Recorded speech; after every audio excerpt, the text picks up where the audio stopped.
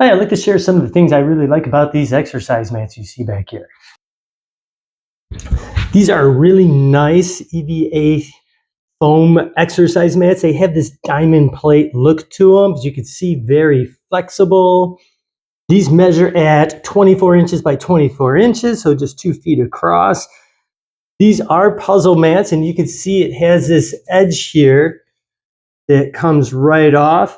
And this is how easy it is to put together. Fit in there very nice and easy. See, it has this nice texture to it here.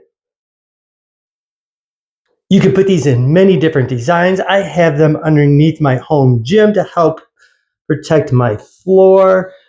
Works out great here.